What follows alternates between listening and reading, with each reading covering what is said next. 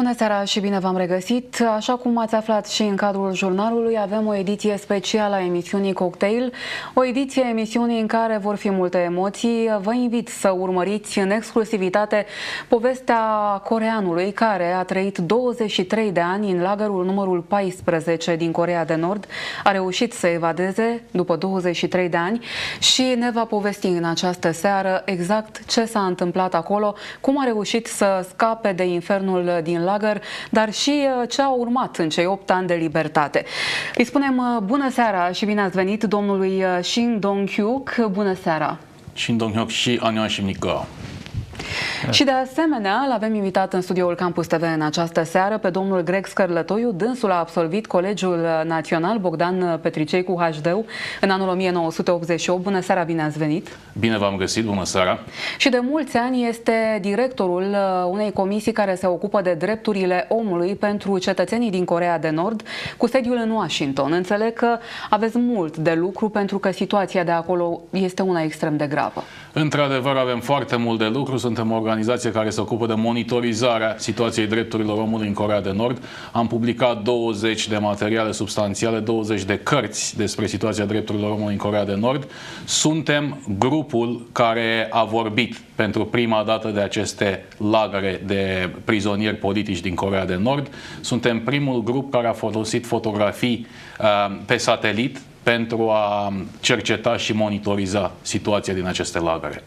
Aș vrea să îl rog pe domnul Shin Dong-hyuk să ne vorbească puțin despre ce a însemnat experiența de 23 de ani în lagărul numărul 14 din Coreea de Nord, ținând cont și de faptul că acolo s-a născut, deci nu știa cum este viața normală în afara gardului electric.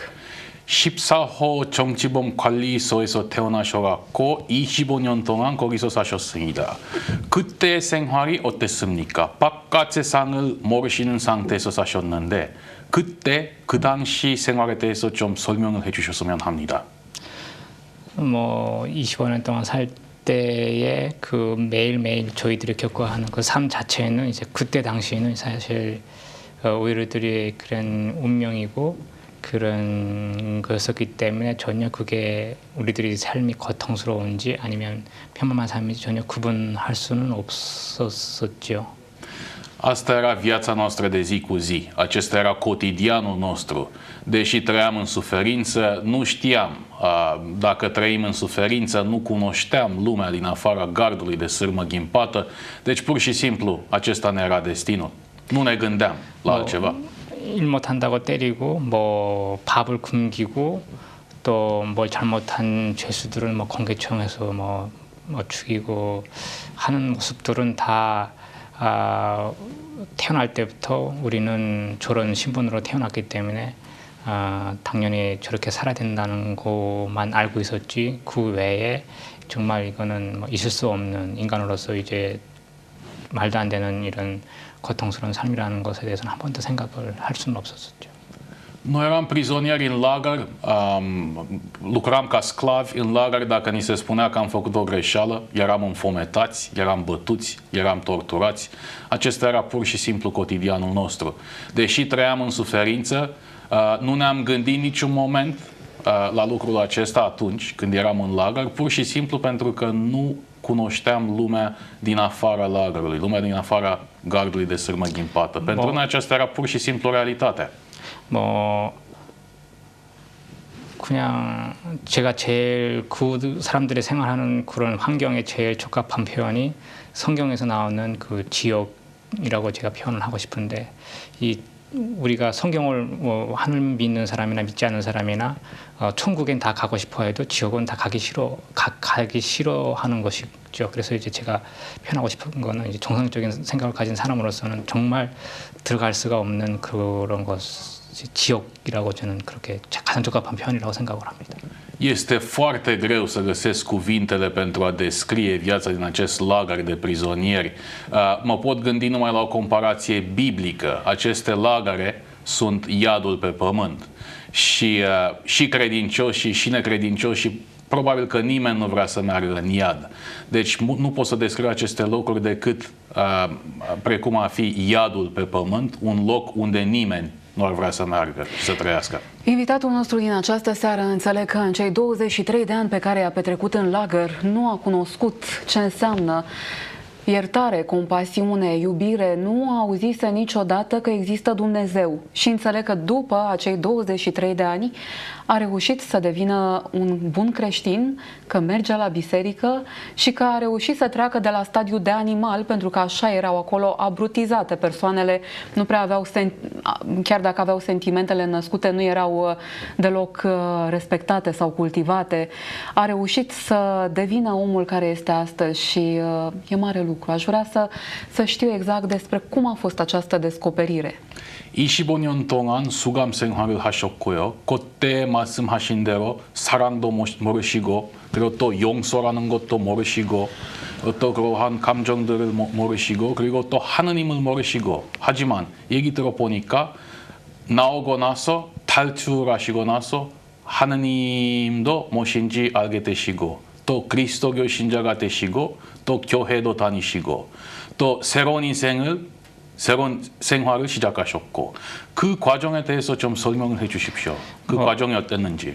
사실 내가 25년 동안 그 지옥 같은 그런 환경만 알고 살았었기 때문에 내가 탈출하고 나서 이 자유라고 하는 그런 환경 속에서 살아가는 데 있어서 굉장히 여러 가지 큰 충격도 많았었고 아직도 그 삶에 대해서 다 적응해서 살지는 못하죠. 그래서 그렇지만 이제 뭐 교회 나가거나 아니면 하나님에 대해서 알게 되거나 또 이 자유에 대해서 알아가기 시작하는 건 아직도 다 이해할 수 없지만 알기 위해서 그냥 꾸준하게 좀 노력하고 있는 것뿐이고 또 내가 이 사회에 대해서 완전히 이해하려고 한다고 하게 되면 수용소에서 살았던 25년이라는 세월만큼 이 사회에서 25년 이상은 살아야 이 사회에 대해서 완벽하게 이해할 수 있고 그때 가서야 이제 적응했다 하는 얘기를 할 수 있을 것 같습니다. Am trăit în acest infern pământesc, în lagărele de prizonieri din Coreea de Nord. Sigur că am evadat și am început să trăiesc în libertate. Trebuie să vă spun că adaptarea la viața în lumea liberă nu este ușoară și cred că încă nu m-am adaptat pe deplin. Este o lume foarte diferită pe care și acum continui să încerc să o înțeleg. Ce vreau să vă spun este că am trăit în lagăr timp de 25 de ani, un sfert de secol. Probabil că voi reuși să înțeleg această lume liberă pe deplin numai după ce am trăit cel puțin 25 de ani, un sfert de secol și în lumea liberă. 하지만 이제 가장 좋은 거는 이제 25년 동안 수용소 안에서 살 때는 시키는 일만 했었고 주는 음식만 먹었었고 또 주는 옷만 입었었고 또 인간으로서 우리들 스스로 할 수 있는 건 단 한 가지도 존재하지 않았었지만 탈출하고 나서는 이제 내가 눈으로 보고 좋다고 느끼는 건 하고 나쁘다고 하는 거는 이제 내 결정대로 내 생각대로 단호하게 거절할 수 있는 이런 게 있다는 것 자체는 굉장히 저한테는 큰 변화라고 생각을 합니다. Cât timp am trăit în lagăr, am depus munca pe care ni se cerea să o facem, am mâncat hrana care ni se dădea în lagăr, am purtat hainele și uniformele de prizonieri care ni se dădeau în lagăr, nu aveam posibilitatea de a face alegerile noastre personale, nu aveam niciun fel de libertate. După ce am evadat și am ajuns în lumea liberă, am avut posibilitatea și continui să am posibilitatea să fac alegerile mele personale. Dacă îmi place ceva, o fac. Dacă nu, nu. Deci este un lucru extraordinar să fii capabil să-ți faci propriile alegeri și asta e ce se întâmplă acum și este un lucru minunat. Aș vrea să mai vorbim un pic despre perioada de detenție. Înțeleg că acolo momentele cele mai grele pe care probabil le-a resimțit după eliberare au fost cele în care și-a văzut propria mamă și propriul frate executați. Și înțeleg că a fost un sentiment de ușurare pentru că îi privea ca pe niște concurenți la porția de mâncare. Adică lupta pentru mâncare, foamea era atât de mare în lagăr încât înțeleg că în unele zile mâncau ce prindeau, adică șobolan sau gândaci. 이게 조금 어려운 질문이 될 수도 있는데요. 정치범 관리소에 계시면서 어머님하고 형님이 저 형을 당하는 것을 직접 목격하셨죠. 그 당시의 생각이 너무 달랐다고 말씀을 하셨고요, 책에서. 그러니까 형님을 뭐 경쟁자로 부족한 음식을 먹는데 경쟁자로 보실 때도 있었고, 그래서 그때 생각이 그러셨는데요. 거기에 대해서 그때 그 생각에 대해서 좀 설명을 해주시고, 그렇게 너무나 어렵고 음식도 부족하고 뭐 쥐를 잡아먹을 정도로 식량이 없는 상황 속에서 사셨던 그 시기에 대해서 좀 말씀을 해주십시오. 뭐 사실 뭐 지금은 이제 뭐 그때 당시 상황하고 정반대에 있지만 이 수용소에서 뭐 물론 뭐 표현으로 뭐 엄마 아버지 뭐 이런 형 이러한 표현들이 있었기 때문에 그렇게 불렀을 뿐이지 그 외에 이 가족으로서의 어떠한 그런 뭐 사랑이나 행복을 느끼면서 가족으로서 뭔가를 해주고 또 뭔가를 받고 할 수 있는 그런 환경 자체가 전혀 안 됐었기 때문에 사실 가족이라는 개념이 없다고 봐야 되죠. Sigur, situația în care mă aflu acum este foarte diferită, este diametral opusă, însă pe când trăiam în lagăr, îi spuneam mamei mamă, tatei tată și fratelui frate, pur și simplu pentru că astea erau numele după care îi cunoșteam. Însă nu simțeam niciun fel de sentimente de dragoste, de apropiere față de familie. Deci, pur și simplu, aceste sentimente de dragoste filială bunoară nu existau. 뭐 그냥 엄마나 형이나 아버지나 저랑 똑같은 죄수이기 때문에 서로 감시하고 뭐 엄마가 잘못한 것은 갖다 신고를 해야 되고 형이 잘못한 것은 갖다 신고를 해야 되고 또 엄마가 자식이 잘못한 것은 갖다 신고를 해야 되고 이런 관계였었기 때문에 그냥 그거는 뭐 똑같은 뭐 정치범 죄수 그 이상도 아니고 그 이하도 아니고 뭐 굉장히 그 안에서 살면 그게 너무나도 당연한 그런 현상들이었던 거죠. Le spuneam mamă, tată și frate, însă îi consideram a fi prizonieri, ca și mine și ca și ceilalți. Dacă făceau o greșeală, mă duceam și raportam, pentru că asta era datoria mea, mă duceam și îi turnam, asta era datoria mea pur și simplu. Dacă eu făceam o greșeală, mama s-ar fi dus și m-ar fi turnat gardienilor din lagăr. Deci pur și simplu aceste sentimente de dragoste față de membrii aceleași familii nu existau. Îi priveam pe toți ca pe niște prizonieri. În acest moment, în lagăr, mai există rude ale sale? Pentru că înțeleg că dacă a fost cineva condamnat politic, deținut politic, sunt 3 generații care vor fi ținute în lagăr. 제가 알기로는 연좌제 의회에 3대까지 수감되는데요. 아직까지는 정치범 관리소에 친척들이 계십니까? 물론 이제 제가 탈출할 때는 이제 아버지가 살아 계셨었고 또 아버지 형제들 뭐 친척들이 있었기 때문에 뭐 내가 탈출하고 나서 이제 내가 이런 여러 가지 활동을 하고 다니기 때문에 북한 독재 정권에서 이제 내 가족들이나 친척들한테 어떤 해를 입히는지는 모르겠지만은 그렇지 않다고 하게 되면 아직도 정치범 성소에 살아 있겠죠. Da, când am evadat din lagăr, l-am lăsat în urmă pe tata, iar tata avea câțiva frați în lagăr, deci tata și alte rude au rămas în urmă. Nu sunt sigur, deci sunt angrenat în activități pentru drepturile omului în Coreea de Nord. Nu știu dacă nu cumva regimul le-a făcut rău tatălui meu și celorlalte rude, tocmai pentru că mă ocup cu ceea ce mă ocup acum. Și probabil după momentul evadării despre care aș vrea să vorbim, un mare curaj, pentru că pleca de acolo cu ideea că va muri. Așa au pățit mama sa, fratele său, tocmai pentru că au încercat să evadeze din lagăr, au fost executați. Înțeleg că motivul pentru care a ales să evadeze din acel lagăr a fost strict legat de foame. Cineva îi povestise că peste gardul electric găsește un pui fiert și de aceea a ales să lupte astfel încât dacă va muri, măcar să moară sătul. Este adevărat?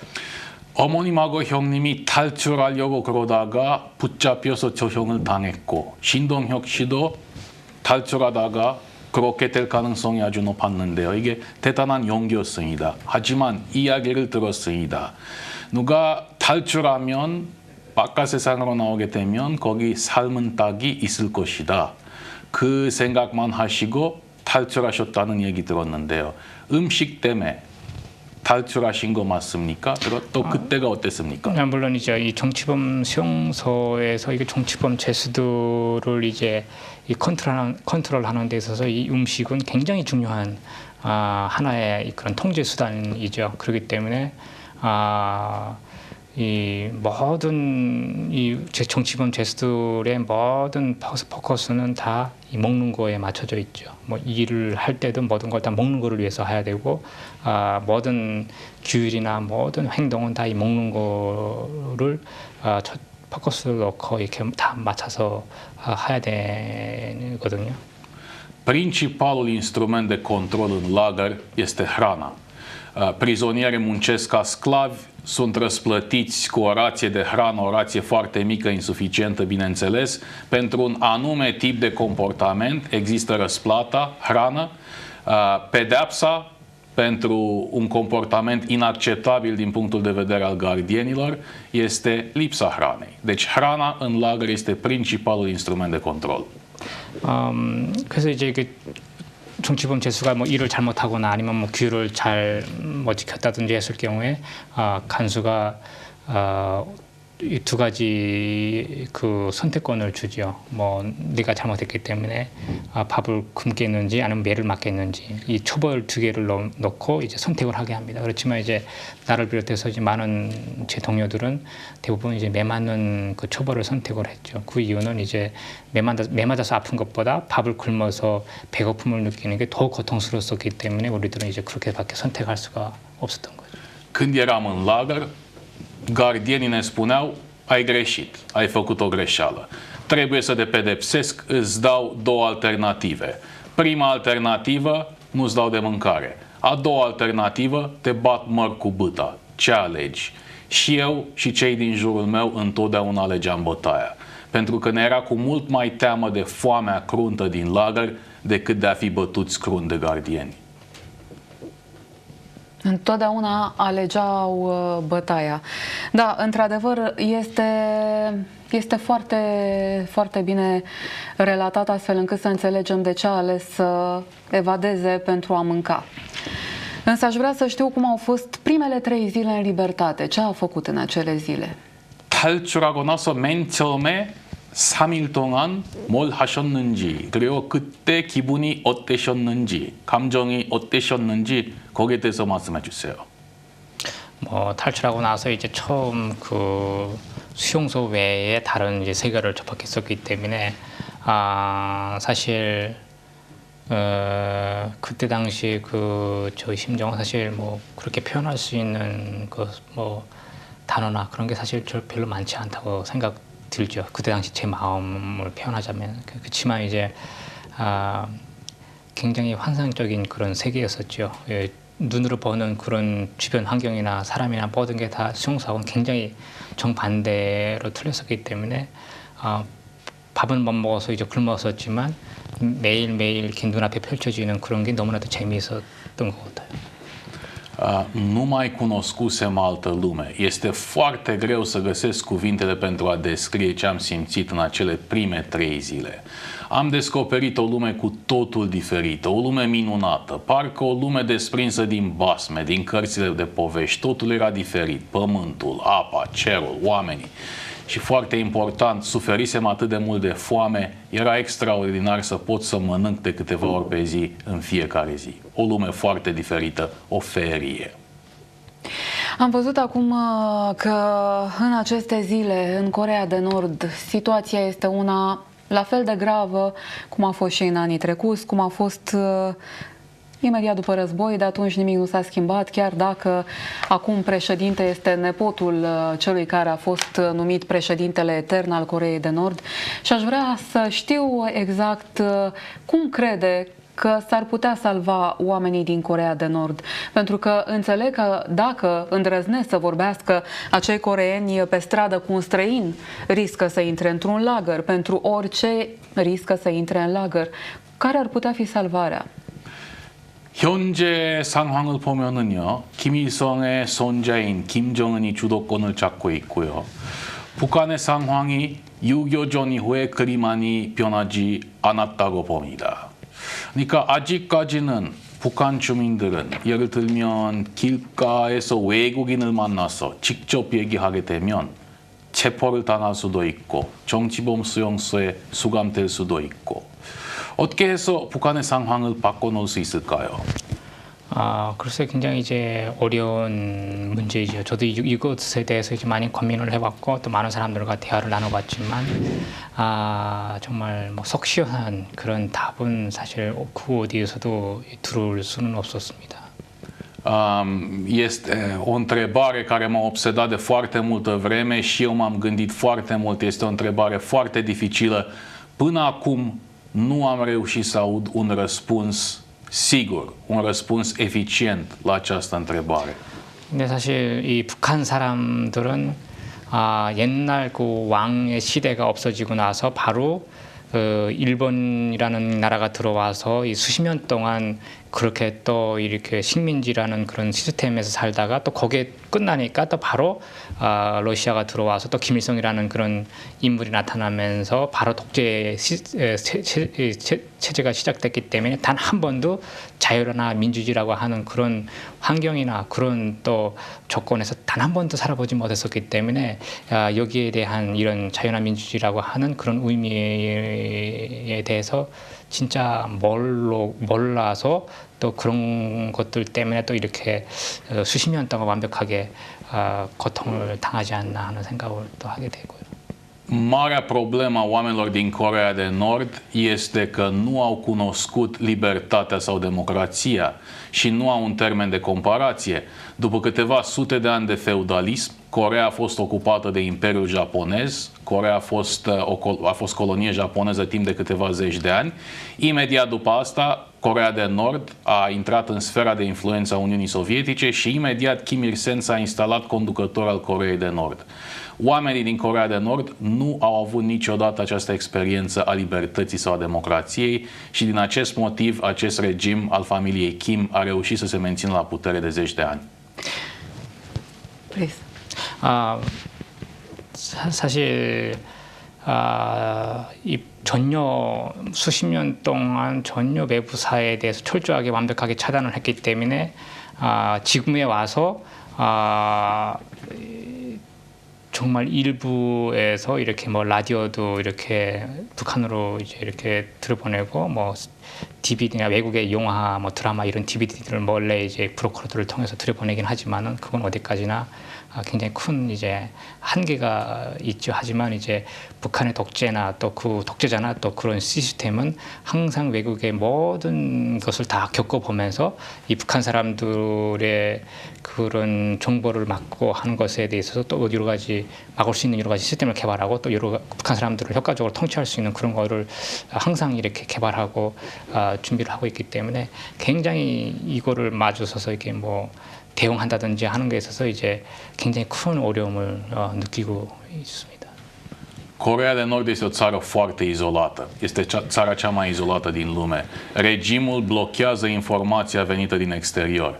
Sigur că sunt stații de radio care transmit în Coreea de Nord și sigur că unii dintre nord-coreeni ascultă aceste stații de radio. Sigur că mai sunt mici comercianți care la negru, pe piața neagră mai vând DVD-uri, CD-ROM-uri și așa mai departe, care conțin filme străine, filme sud-coreene, seriale de televiziune sud-coreene, însă regimul reușește să fie cu un pas sau cu o jumătate de pas în urma acestor noi elemente informaționale. Regimul întotdeauna găsește o modalitate de a combate această informație, de a stopa această informație, de a se asigura că această informație nu se răspândește în Coreea de Nord. De asemenea, acum 2 sau 3 ani, când a fost numit noul președinte al Coreei de Sud, nepotul lui Kim Il-sen, am văzut că toți jurnaliștii prezenți acolo, chemați și primiți în Coreea de Sud, așa cum de obicei nu se întâmplă în număr destul de mare, au fost foarte verificați. În afară de asta, orice întrebare punea respectivul jurnalist unui om normal de pe stradă, răspunsul lui era dat de de ghidul care aparținea de Ministerul de Externe al Coreei de Sud, ghid care, de fapt, dădea un alt răspuns decât omul simplu ar fi vrut să dea. De multe ori oamenii erau extrem de speriați când erau întrebați de jurnaliști dacă se simt bine în țara lor și dacă sunt mulțumiți cu regimul de viață pe care îl au. Mulți refuzau să spună un cuvânt, însă ghidul respectiv vorbea în locul lor și spunea că totul este minunat. Kim Jong-un이 북한에 지도자가 되고 나서 외국인 기자들이 좀 가보지 않았습니까? 북한으로. 근데 외국 기자들이 북한을 방문할 때 완전히 뭐 자유가 없고 통제가 너무나 심하고 무슨 질문을 할 것인지 계속 통제를 당하고 감시를 당하고 그리고 또 길가에 나가서 일반 주민들하고 이야기를 하려면 일반 주민들이 너무나 놀래갖고 할 말도 없고 말을 할 수도 없고 너무 두려워하는 것 같고 그 대신 안내 가이드가 대답을 하지 않습니까? 그러한 환경에 대해서 그러한 북한의 환경에 대해서 어떻게 생각하십니까? 글쎄요. 그 거의 뭐 60년, 70년 동안 이제 북한 독재 그런 사회는 독재자에 의해서 만들어진 그 시스템, 그 시나리오 속에서만 항상 모든 것을 다 살았었기 때문에 뭐 어느 한순간 뭐 외국 기자가 들어가서 마이크 대고 이렇게 인터뷰했을 때 그들이 그 받은 질문에 자유롭게 얘기할 수 있는 그런 것을 한 번도 경험해보지 못했고 그런 준비 자체를 돼 있지 않았었기 때문에 사실 그건 불가능하다고 봐야 되는 거죠. 오히려 그들이 마이크 앞에서 당황하고 말 못한 게 오히려 그게 더 정상적인 거라는 게 이제 북한 사회에서는 그게 또 오히려 더 정상적인 게 되는 거죠. Regimul Kim a fost la putere de mai bine 60 de ani, de aproape 70 de ani. Ce se întâmplă în Coreea de Nord este că toată lumea participă într-un scenariu prestabilit. Scopul final al acestui scenariu este menținerea la putere a regimului Kim. Oamenilor le vine foarte greu, este imposibil să ieși din acest scenariu. Deci vine un reporter străin la tine și îți pune microfonul în față, îți spune o întrebare, nu știi ce să faci. Nu ai fost pregătit, nu ai fost educat să reacționezi și din punctul de vedere al nord-coreanului de rând, să taci, să nu spui un cuvânt, este comportamentul normal. 뭐 외국의 기자들의 눈에는 이제 그런 모습들이 굉장히 미스터리하고 굉장히 이제 이해할 수 없는 거겠지만은 이제 북한 내부에서는 오히려 그게 오히려 더 정상적인 거고 너무나도 당연한 일이기 때문에 사실 북한의 무슨 여러 가지 스파이나 감시자들이 그런 걸 통제하고 그런 게 정말 일반 정상적인 생각을 가진 사람들한테서는 정말 이해할 수 없는 그런 행동들도 그 안에서는 너무나도 자유롭게 되는 게 이제 굉장히 이제 큰 문제점이라고 할 수 있는 거예요. Din punctul de vedere al reporterului străin, sigur că este stranie, foarte ciudat să vezi că oamenii respectivi nu spun o vorbă, se sperie, tac, nu spun o vorbă, însă din punctul de vedere al nord-coreanului de rând, acesta este comportamentul normal. Cu toții știu că sunt supravegheați de agenții de securitate. Deci sunt în siguranță sau mai multă siguranță dacă fac asta și pur și simplu acesta este comportamentul normal din punctul de vedere al nord-coreanului de rând. 그렇게 북한 내부에서 그들이 너무나도 자연스럽게 하는 이해할 수 없는 행동들은 국제사회에서도 똑같이 하고 있는 거죠. 뭐 유엔 회의장에서 뭐 어떠한 나라가 자기네를 비판했다고 해가지고 뭐 회의장을 뭐 발로 차고 이렇게 나간다든지 막 소리를 지른다든지 하는 행동들도 굉장히 이게는 정말 어떻게 보면은 이 세뇌라는 건 이 독재자에 의해서 만들어진 그런 시나리오에 대해서 독재자가 만든 그 시나리오대로 움직이는 그런 세뇌된 그런 시스템이 굉장히 좀 무섭기도 하지만 굉장히 정말 어떻게 보면 기계, 뭐 컴퓨터처럼 이렇게 굉장히 완벽한 그런 거라고 생각이 듭니다. Deci, regimul din Coreea de Nord a adus acest scenariu aproape de perfecțiune, parcă este un computer, un ordinator care funcționează. Deci sunt niște automatisme care s-au dezvoltat în acest proces. Sunt niște automatisme, din păcate, care au fost incluse și în reacțiile Coreei de Nord la forurile internaționale. Deci agenții regimului din Coreea de Nord știu foarte bine cum să răspundă întrebărilor pe care le primesc la organizațiile internaționale, întrebărilor pe care le primesc din partea societății civice din afara Coreei de Nord. Pur și simplu răspund, au un răspuns pe hârtie, însă asta nu însemnează că situația din Coreea de Nord se schimbă. Însă se pricep foarte bine la aceste scenarii. Mulțumesc pentru răspunsuri. Ne vom revedea în câteva clipe, ne oprim pentru publicitate, vom vorbi apoi despre similitudinile între regimul comunist din România și despre ceea ce se întâmplă în Coreea de Nord.